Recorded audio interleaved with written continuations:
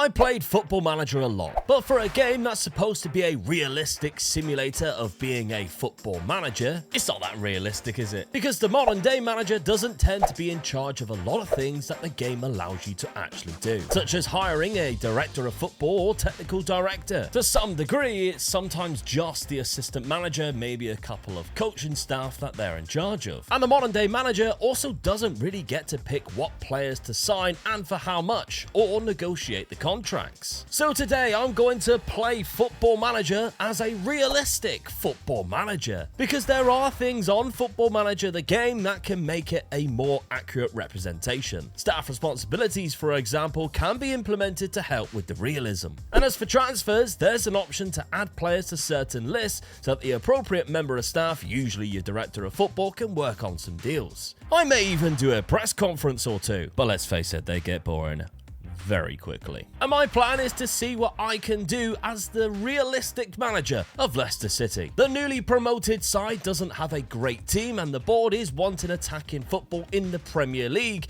while also trying to avoid relegation in its first season back. Usually I'm turning off all the media interview right away, but realistically I would be doing it. However, the intra-friendly squad is a complete waste of time. Right away as well, contracts going up for players that I would like to keep. However, this isn't my job now, so I've politely asked my director of football to construct some new deals. Which leads me to this screen. We currently don't have a technical director or an assistant manager, and the assistant manager is the only member of staff that, realistically, I can do myself. And I found the guy I want to ask. It's Mike Phelan. When he isn't popping balloons to make Fergie crap his pants, he was a decent assistant. In terms of the other staff members, that's going to go to whoever is recommended to take on that responsibility, such as hiring a technical director, and I will also do the same for the contracts. Tactically, as important as it is for the board to be attacking, a strong defense is what's going to be keeping us in the league, and I'm going to utilize a 3 at the back system that I found to be really helping me stop leaking a lot of goals lately, or at least that's the intention anyway. Bringing any transfers in is going to be difficult when we have zero money, but there is interest in some of our squad members, but of course I can't sell them myself either, so the unwanted list is the option I have to go down, which again takes me to this page, because the responsibility of selling a player must go to the director of football, and although I am going to be in charge of initiating things to stop them from just selling anybody and being just a director of football challenge, they still hold most of the power. That of course includes the contracts for all clubs, as that is no longer my responsibility either. So hopefully we can sell some players to bring in some money to allow me to buy some players, but just in case we can't, let me just show you how I would do it. Now, realistically, we are also not going to approach a player unless they have been scouted, and attribute masking is on for that exact reason. However, if our scouts have found a great player suggestion, I also would like to bring this player to the club. There is an add to transfer option, which you can then set some parameters if you wish,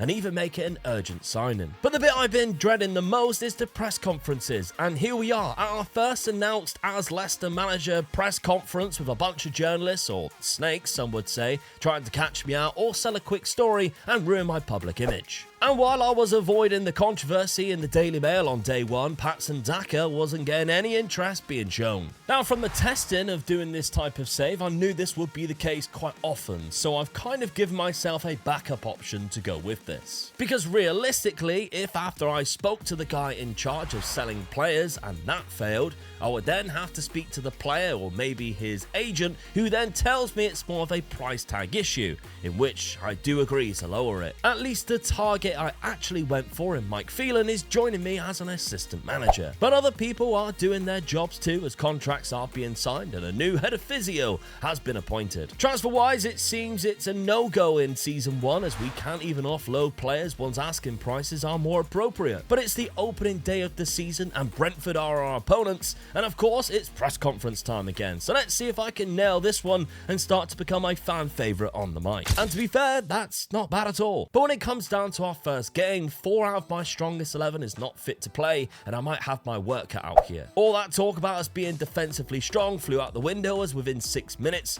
we already cut through and a goal down, and that didn't change in the second half when Mbuemo's pass to Visa punished us and doubled Brentford's lead. A bad day at the office on the opening day finished with just one positive in that we did manage to claw a goal back. But a loss in your first match where there is not any easy fixtures does leave us in a bit of an anxious position and about our chances for survival. But at least in the second match we played much better. Defensively we were solid and got a 1-0 win against Aston Villa. And the chairman has brought in Gordon Strachan to be our technical director, so now he can be in charge of bringing in certain members of staff at the club. In the third game our defence kept a clean sheet, but again we just couldn't score, not for the lack of chances or XG. Soon enough the transfer window closed and I guess I'll have to wait till January before I attempt to bring in any new signings to the club. Our run of games is mental in September though, and it starts well drawing to Manchester United and we even dominated the game. But then we somehow went to Anfield and defeated Liverpool 2-1 with Edouard scoring a brace. And then we went straight into another dominant win, beating Chelsea 2-0 without giving them a shot on target. What followed was 2 losses, including in the league against Arsenal, and that sees us sit in 8th place, which is not bad at all for Leicester City. Thankfully we picked up 4 wins in the next 6 games, including a 5-1 win over Tottenham, and we somehow snuck into the top 4 position leading into the Christmas period. And although the month of December wasn't amazing for us, it was topped with a win over Manchester City, which again we didn't let them have a shot on target as our defence stays absolutely solid. But as we sit just outside of the top 4 with a game in hand,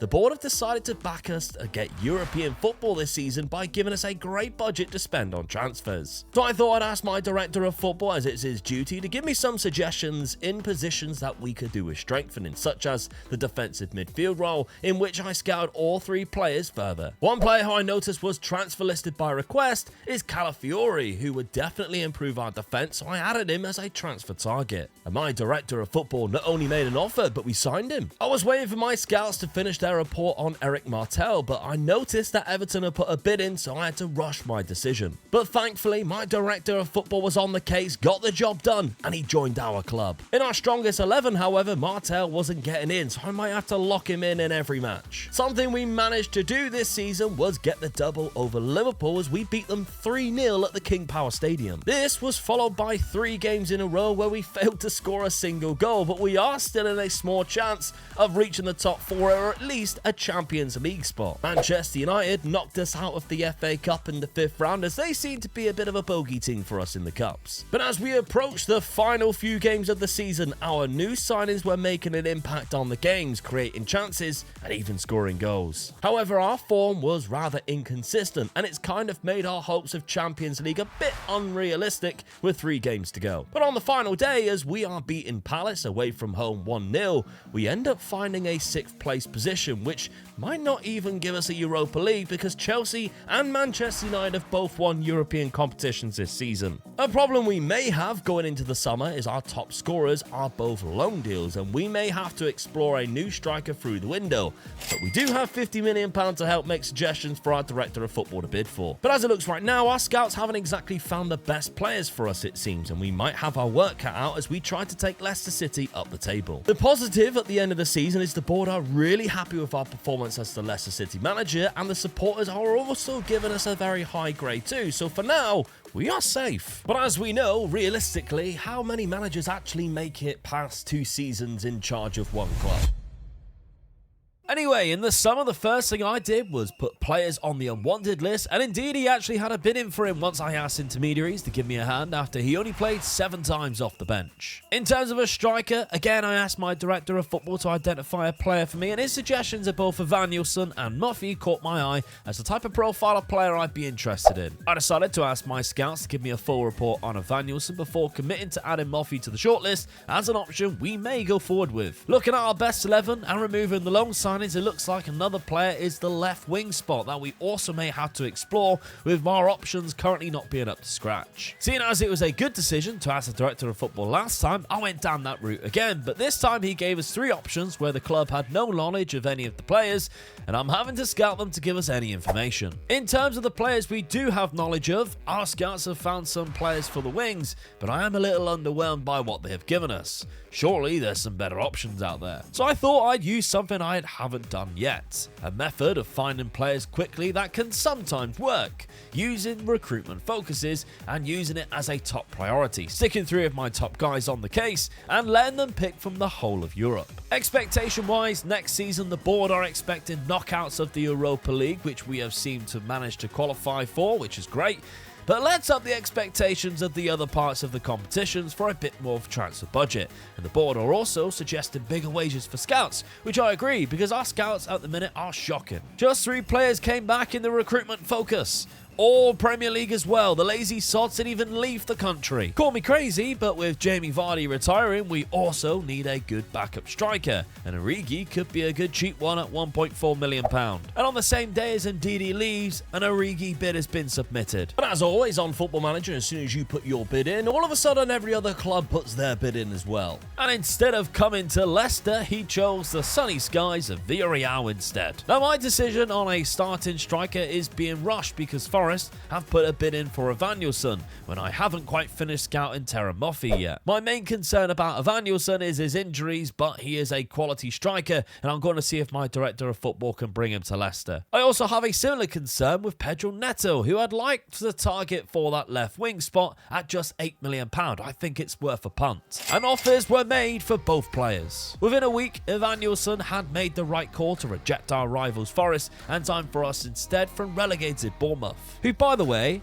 has the current real-life Leicester City manager Ruud van Nistelrooy in charge, which is rather hilarious. We got a fair bit of money to spare though, so our business isn't done yet. But good business was being done, as Pedro Neto is now also a Leicester player. I still have £40 million in the budget, and looking at the squad, there is one big weakness I'd say that needs an upgrade if we are to progress. A cheap backup option in defence who can also play right wing back is Del Prato of Parma for just £3 million, who is a must-add target. I once again looked to the director of football for a suggestion, and John Lucchini is almost a complete unknown at this point. Lindelof is a no from me, but Anderson at Fulham, who has also been listed by request after relegation, might be a good option. He's a fantastic ball-playing defender. I like the player, I like that he doesn't have any real weaknesses, and I think it's a move that we should pursue, as it could leave us with just a bit of money left for a final target that I have in mind. Although we might have some more in the budget, because I have placed Mavididi up for sale and West Ham's bid of £15 million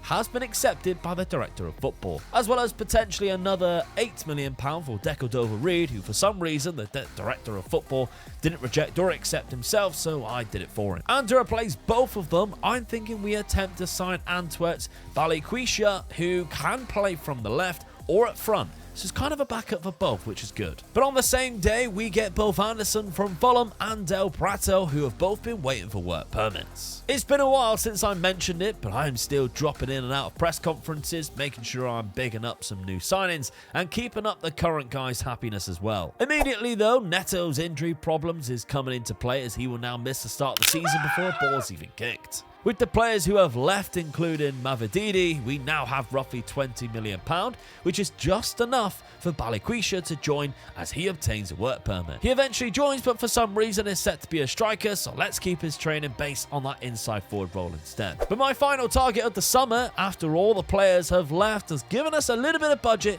and it's Johnny, who can play naturally at both wing-back positions. We're already at the first game of the season though, against Palace, who of course have Edouard from last season. Unfortunately for him, we didn't even give him a shot on goal, as just like last season, our defence was solid in a 1-0 win. And they stayed defensively solid as we came to the end of the transfer window. It did take 4 games however, but Evanilson finally got his first goal with Pedro Neto's assist. And once one came in, you knew he'd be hungry for more. His goals plus the strong defence held up well for us in the next couple of months, which seen us hold on to a 3rd place finish after just 10 games, but in Europe we haven't exactly kicked into gear yet. But all that changed across the next 3 fixtures as we picked up 3 wins, including against Rennes and Napoli. Evanilson was once again on the score sheet, getting the only goal in the league game against Arsenal, but as we got to the winter period we failed to win in 3 matches, and that stopped any kind of title push as we still stick in third place for now. More injury problems though could cause us some trouble, as Evanilson tore his knee ligaments, meaning he's out for another 2 months. But our bad form leaked into both January, knocking us out of the Carabao Cup in the semi-final, and into February, where we lost 3 league games. Outside of Europe, we cannot even buy a win right now. We are missing Evanilson, and we've dropped down to 10th place in the league because of how bad we've been. However, in the Europa League,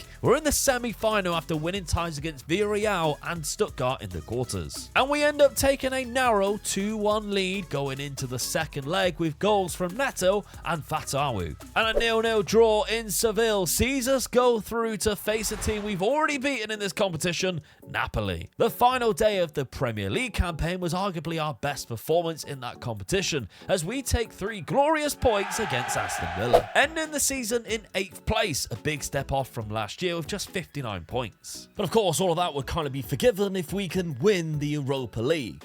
And it's final time. Well, almost the final time, because first off, of course, we've got the press conference before the final, where they are going to ask the most obvious questions, just like they always do, and we have to give down the middle, on the fence answers to keep the club and fans happy, without actually saying what we really want to say, that we're gonna smash these pillow snoggers as we crack open 2 cans of beer and smash them together like Stone Cold Steve Austin. And so it's at this point of the video, if you've got this far, you've enjoyed me being a realistic manager, that you need to consider subscribing if you haven't done so already. And if you've already done that, turn on the notification bell.